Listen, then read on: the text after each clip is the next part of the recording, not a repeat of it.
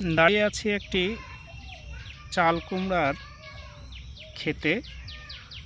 আজকে আপনাদের চাল কুমড়ার ক্ষেতটি দেখাবো। এটি চাল কুমড়ার প্রদর্শনী ক্ষেত। এটি বর্ষাকালীন চাল কুমড়া। দেখেন ক্ষেতটি কত সুন্দর, ফুল এবং ফলে ভরে গেছে এই মাচাটি, এবং গাছে অনেক চাল কুমড়া, নিচে ঝুলে আছে অসংখ্য। দেখেন, দেখতে পাচ্ছেন কি না জানি না, অসংখ্য চাল কুমড়া।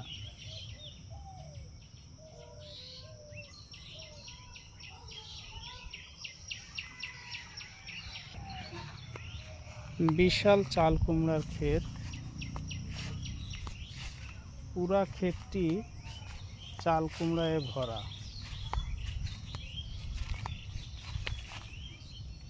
এই যে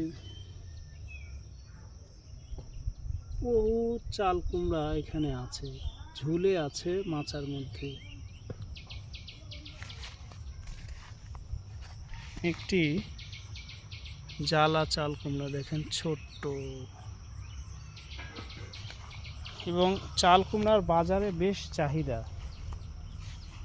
এগুলি স্থানীয় বাজারে বিক্রয় হয়, স্থানীয় পাইকারি বাজারে, এবং সেখান থেকে দেশের বিভিন্ন উপজেলা, জেলা, বিভাগীয় শহর সহ রাজধানী শহরে চলে যায়। এবং এই চাল কুমড়া চাষ বেশ লাভজনক।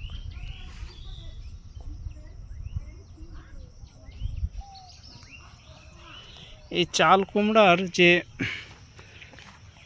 সামনের অংশ, এই বানের, এগুলি কিন্তু ভালো শাক হিসেবে এবং সবজি হিসেবে খাওয়া যায়। এটি চাল কুমড়া দেখেন, অনেকগুলি ধরে আছে মাচার মধ্যে।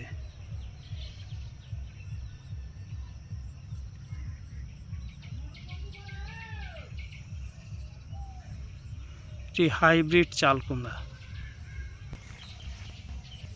এসে চাল কুমড়ার ক্ষেত। এটি চাল কুমড়ার ফুল। এই ফুল পরাগায়নের মাধ্যমে চাল কুমড়ায় পরিণত হয়। এটি দেখেন, এই মেয়ে ফুল আর কি।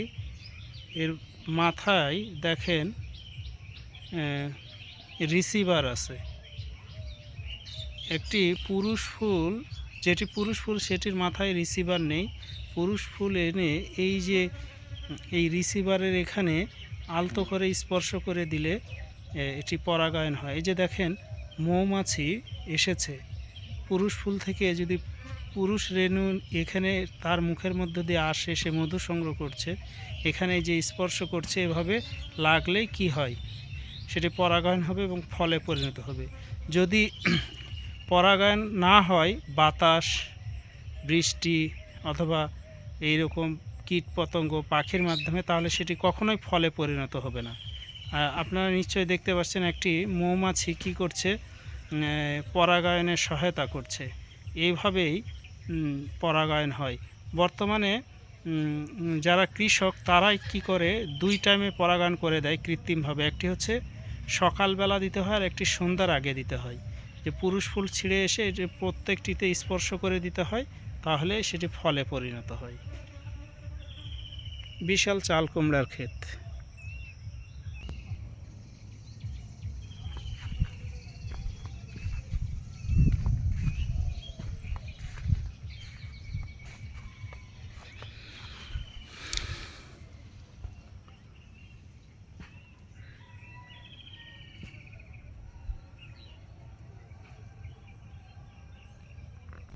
দেখেন, চাল কুমড়া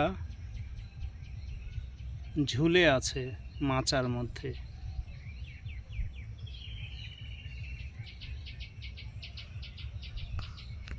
চাল কুমড়া একটি ভালো সবজি।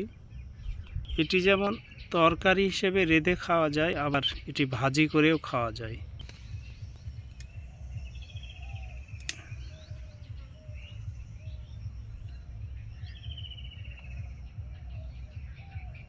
অনেক চাল কুমড়া ধরেছে।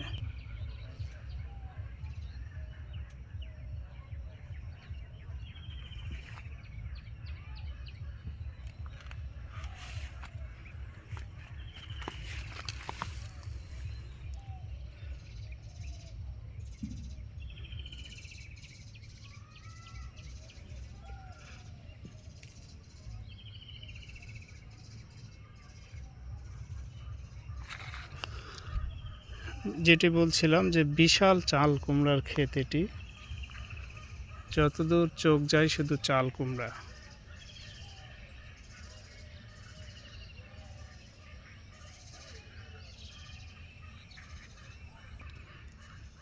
এর সঙ্গে আরেকটি ক্ষেত আছে, এটি হচ্ছে করলা ক্ষেত। করলা ধরে আছে গাছে, দেখেন করলাও অনেক ধরেছে।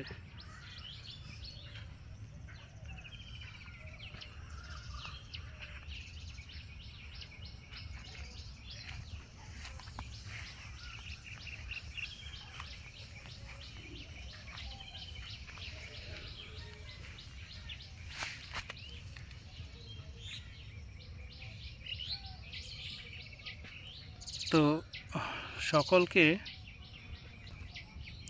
ধন্যবাদ জানিয়ে শেষ করব। ভালো থাকবেন।